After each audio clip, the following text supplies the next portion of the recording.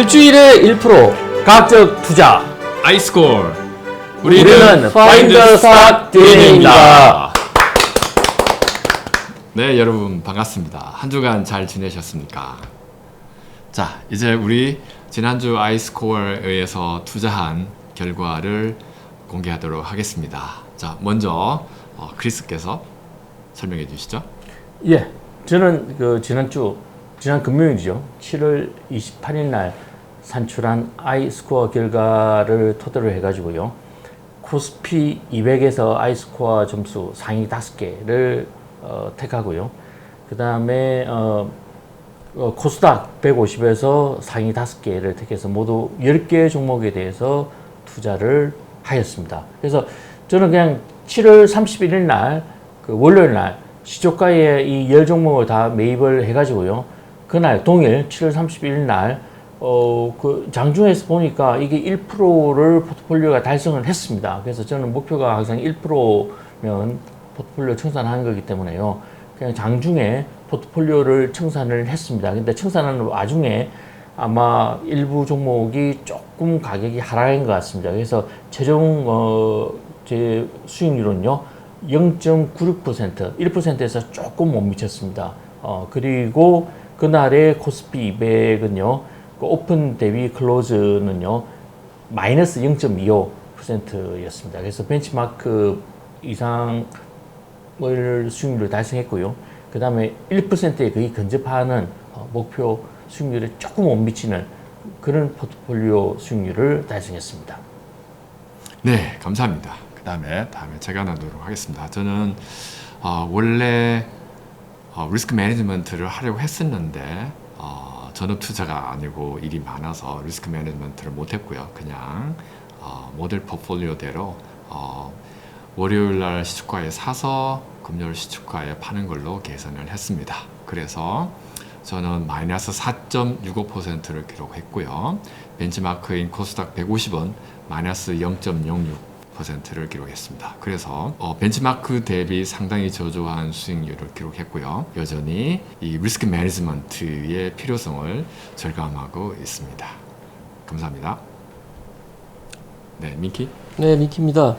저는 코스닥 150 중에 5개 종목을 월요일 동시효과에 매입을 했고요. 수익률이 1% 내외로 계속 진행이 되고 있었는데 화요일 종가로 모두 정리하는 걸 선택을 했습니다. 그래서 결과적으로 수익률이 0.54%가 났고요. 반면 코스닥 150은 1.52%로서 조금 제 수익률보다는 상회하는 수익률이 났습니다. 그래서 이번 주에는 제가 벤치마크보다는 조금 저조한 수익률을 기록하게 되었습니다. 이상입니다. 네, 감사합니다. 그러면 이번 주 모델 포트폴리오 성과를 설명하도록 하겠습니다. 크리스께서 설명해 주실래요? 예, 그 모델 포트폴리오는요 코스피 200에 기반한 모델 P 하고요. 그 다음에 코스닥 150에 기반한 모델 D, 그리고 QRX 300에 기반한 모델 X가 있습니다. FSD 모델 포트폴리오는요, 각각의 지수에서 아이스코어 최상위 5개 종목씩을 월요일 날 시초가에 매입을 하여 금요일 날 시초가에 매도를 하는 아주 패시브 전략입니다. 이렇게 한 결과를 보시면요. 모델 P는 1.4% 수익률을 달성을 했습니다. 하지만 모델 D는요, 마이너스 4.65%를 달성했고요. 그리고 모델 X는 0.54%를 달성을 했습니다. 그래서 요거는 모델 P 같은 경우에는 그 벤치마크인 코스피 200보다 훨씬 높은 코스피 200이 마이너스 1.41%였는데 그보다 훨씬 높은 수익률을 달성을 한 반면에 모델 D는요 벤치마크도 역시 마이너스였지만 그거보다 훨씬 더 마이너스가 되는 그런 아주 저조한 수익률을 달성을 하였습니다. 그리고 모델 X인 경우에는요 벤치마킹 QRX 300이 마이너스 1.25%를 달성했지만 요거는 모델 포트폴리오 수익률은요 0.54%였습니다. 그래서 보면은 모델 D만 벤치마크보다 낮은 수익률을 달성했고요. 모델 P하고 모델 X는 벤치마크를 상회하는 그런 수익률을 달성했습니다. 네, 감사합니다. FSD 모델 포트폴리오 성과를 살펴봤는데요. 모델 D, 코스닥 베이스로 하는 모델 D 포트폴리오 경우에는 벤치마크보다 저조한 수익률을 보내는데 이번 주 전반적으로 주식의 변동성이 컸죠. 자, 그러면은 이렇게 저조한 성과를 보인 이유에 대해서 한번 설명을 들어보도록 할까요? 먼저 민키? 근데 말씀하신 대로 대니가 말씀하신 대로 시장의 변동성 탓이 컸다고 생각을 합니다. 상대적으로 그 안정적이고 시가총액이 큰 코스피 200 종목들 대비해서 아무래도 코스닥 베이스인 모델 D는 변동성이 클 수밖에 없고요. 그리고 특히 최근에는 업종 내에서도 좀 변화가 있는 것 같습니다. 그래서 지난주 대비해서 지금 종목들의 교체가 뚜렷이 좀 나타나고 있고요. 그 와중에 수익률의 격차가 모델별로 좀 나지 않나 그렇게 생각하고 있습니다. 네, 감사합니다. 크리스는 어떠신가요? 저도 지난주에 뭐 시장이 그 미국의 신용등급 하락의 영향으로 상당히 뭐 좀 이렇게 큰 변동성을 보였습니다. 그래서 이런 큰 변동성을 보이는 와중에 아무래도 그 최근에 좀 급등한 종목들이 많은 코스닥 종목들이요. 조금 뭐 더 좀 충격을 받지 않았나. 그래서 모델 D가 벤치마크 대비 좀 저조한 수익률을 보인 것 같습니다. 네, 감사합니다. 자, 그러면 이제 2023년 8월 4일자 아이스코어를 발표하도록 하겠습니다. 네, 크리스 설명해 주실까요? 예, 요번 그 8월 4일자 그 아이스코어 결과를 보면요. 시장의 주도주나 주도 세력의 교체가 확연히 이루어졌다라고 보여집니다. 그래서 코스피 200은 요번 주에는요. 9종목이 매수 추천되었는데요. 매수 추천된 종목들을 보면요. 지난주까지만 해도 매수 추천 종목들이 대부분 2차전지 1색이었는데 요번에는 2차전지도 물론 일부 들어있지만 그거보다는 다른 그 종목들이 상당히 많이 들어가 있습니다. 그리고 이런 현상이요. 코스닥 150을 보면 더 뚜렷하게 종목 교체가 이루어졌다는 게 보입니다. 보니까 이제 반도체 업종의 종목들이요. 상당히 좀 많이 좀 이렇게 상위 포지션으로 올라왔다라고 이렇게 좀 보이고 있습니다. 그리고 KRX 300은요, 뭐 다른 주에도 여전히 KRX 300은 기본 종목이 300 종목이기 때문에 추천이 많이 이루어지고 있는 게 보이고요. 그리고 이번 주의 특징은요, 이 KRX 300에서 KRX 300 자체에서 추천되는 종목들이 다른 주보다 훨씬 더, 그러니까 분홍 색깔을 띠는 종목들이 훨씬 많아졌다는 겁니다. 이게 좀 특징으로 보이고 있습니다. 네, 이번 주 아이스코어 계산을 보면은 어떤 시장의 변화가 감지되고 있는 것이네요. 네. 네, 감사합니다. 자, 그러면은 이제 이번 주 계산된 아이스코어에 기반해서 다음 주 투자 전략을 어떻게 가지고 가실지 또 설명을 들어보도록 하겠습니다. 먼저 전업 투자자로 활동하고 계신 민키 발표해 주실래요? 네, 지금 시장의 변동성이 상대적으로 코스닥 쪽이 크기 때문에 조금 부담은 됩니다. 좀 부담은 되지만은 주도 업종의 변화도 일부 느껴지고 있고 해서 여전히 조금 유리해 보이는 측면이 있어서 저는 계속 코스닥 150 종목 5종목 상위 5종목을 투자하는 걸로 그렇게 선택하도록 하겠습니다. 네, 그럼 크리스? 예, 저는 뭐 지난주하고 거의 유사한 전략입니다. 코스피 200에서 상위 5개 종목을 뽑고요.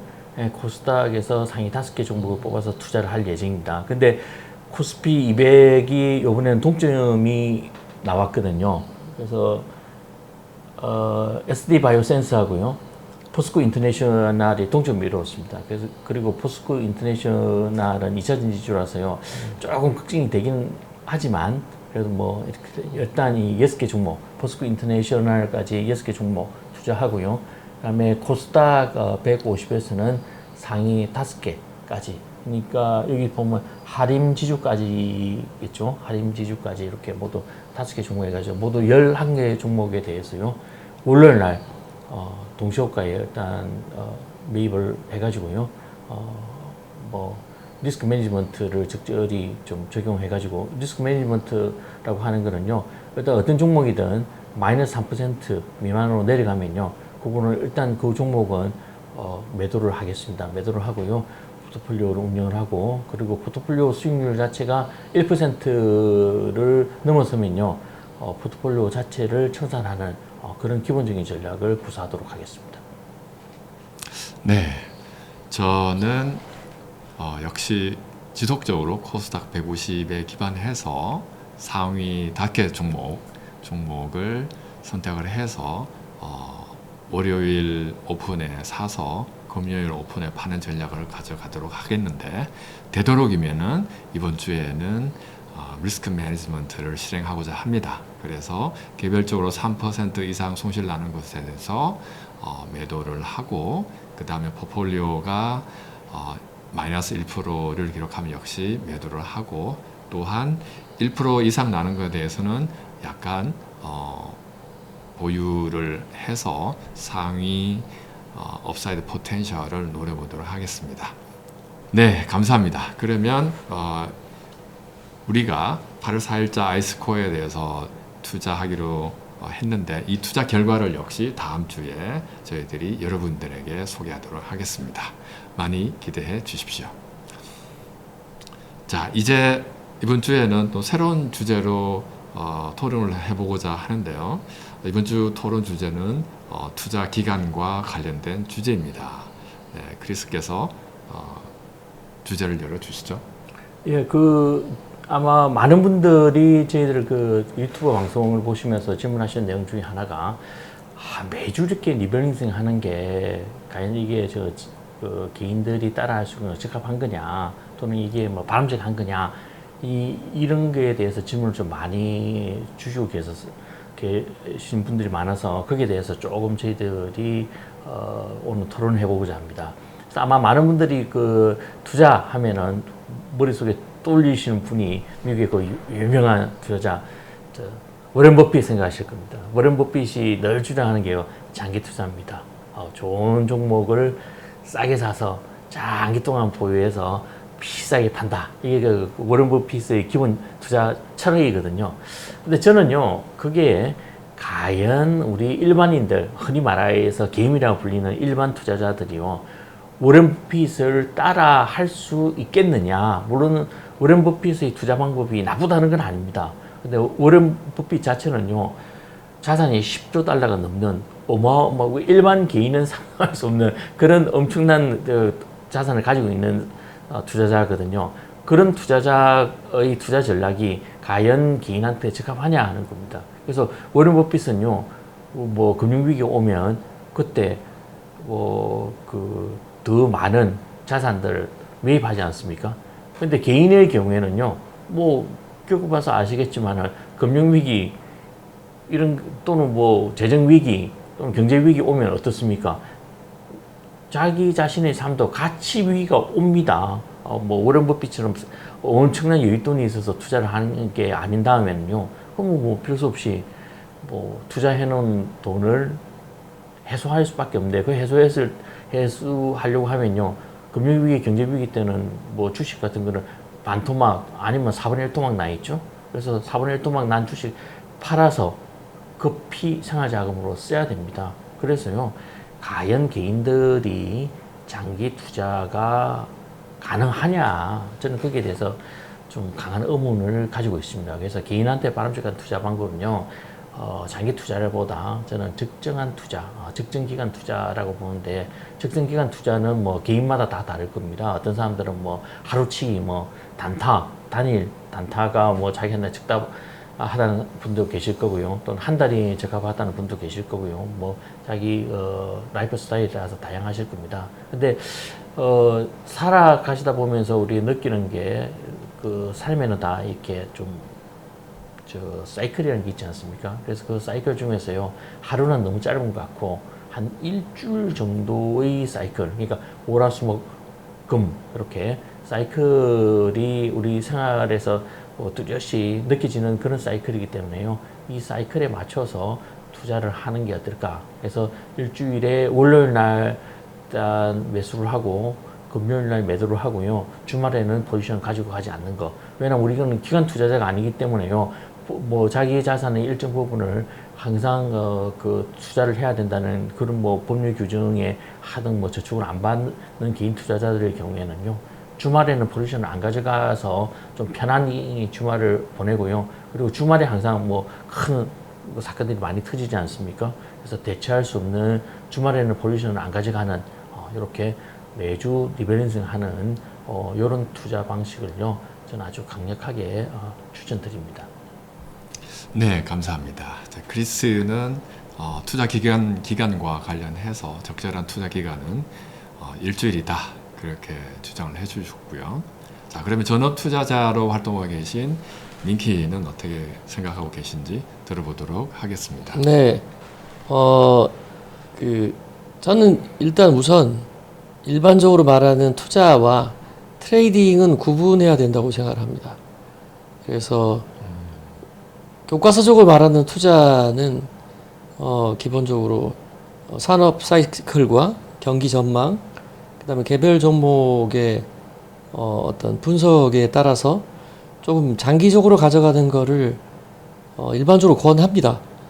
그래서 산업 사이클을 따라서 업황이 회복되는 그런 종목을 사서 그 산업 사이클이 화랑이 갔을 때 적당히 팔고 나오는 이런 사이클 투자를 보통 전제로 한다고 보고요. 그랬을 때는 경기의 확장 국면이 짧으면 1년 반에서 한 2년, 그다음 경기 위축 국면이 짧으면 그것도 마찬가지로 한 1년에서 한 1년 반 정도. 그래서 전체적으로 사이클이 한 2년 반에서 한 3년 정도 돌아가는 이런 경기 사이클 국면에 기반해서 이제 과거에는 전통적으로 투자 전략을 많이 구사를 했었습니다.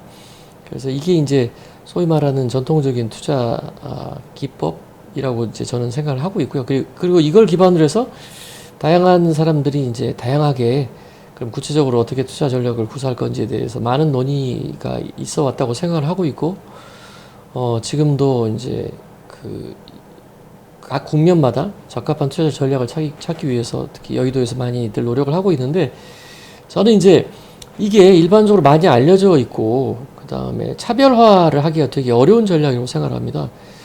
기관화 장세에서 대부분의 기관들이 거의 같은 정보들을 베이스로 해서 물론 각자 가지고 있는 유니크한 투자 전략이 있다고 주장을 하지만은, 근데 정말 유니크한 투자 전략이 존재하냐에 대해서 저는 약간 의구심을 가지고 있고요. 그래서 이제 그런 어프로치와는 다르게 이제 트레이딩의 관점에서 우리가 어떻게 할 수 있냐를 이제 봐야 된다고 생각하는데, 그런 관점에서 우리 파인드스탁 DNA 전략은 굉장히 독특하고, 그다음에 일반 개인들도 쉽게 따라할 수 있다는 측면에서 강점이 있다고 생각을 합니다. 그래서 저는 정리해서 말씀을 드린다고 하면, 전통적인 방법에 의해서 투자를 한다고 하면 산업 사이클에 맞춰서 좀 장기를 보고 매일매일 시세에 흔들리지 말고 투자를 하는 게 바람직하지만은, 이것은 사실상 큰 차별성을 낳기가 좀 어려운 좋은 방법이긴 하나 최선의 방법이냐에 대해서 약간 의문이 있다고 생각을 하고요. 대신 지금 우리 파인드 스탁 DNA가 추구하는 좀 새로운 방식의 투자라기보다는 트랙에 가까운 이런 방법에 대해서 좀 관심을 가지시고 한번 시도해 보는 게 남들이 하지 않는 길을 가는 거라서 저는 굉장히 재미있고 뿐만 아니라 성과를 낼 수 있는 좋은 방법이 되지 않을까 해서 크게 기대하고 있습니다. 이상입니다. 네, 감사합니다. 네, 투자와 트레이드의 차별점을 가지고 설명해 주셨는데요. 감사드리고요. 네, 저는 투자 기간과 관련해서는 직접적으로 관련이 된 이론이 효율적 시장 가설입니다. 저희들이 지난주에 논의를 했는데 결국 장기로 가면은 효율적 시장 가설이 성립하게 된다는 것이고 그 장기에 대해서는 이론적으로 몇 년이다라는 그 결정된 기간이 없어요. 그래서 장기라고 하고 있는데 근데 실질적으로 우리 일상은 실시간으로 순간순간 매일매일 살아가니까 그러면 어디까지가 장기인지는 결정을 해야 되는데 그것은 사람의 시간 선호도나 위험 선호도에 따라서 다 다르지만은 효율적 시장 가설에서 얘기하고 있는 것은 장기인데 그 장기가 몇 년인지는 알 수 없다. 이 정도로 설명을 드리도록 하겠습니다. 네, 감사합니다. 그러면 저희들 다음 주에 다시 한번 뵙도록 하겠습니다. 감사합니다. 감사합니다.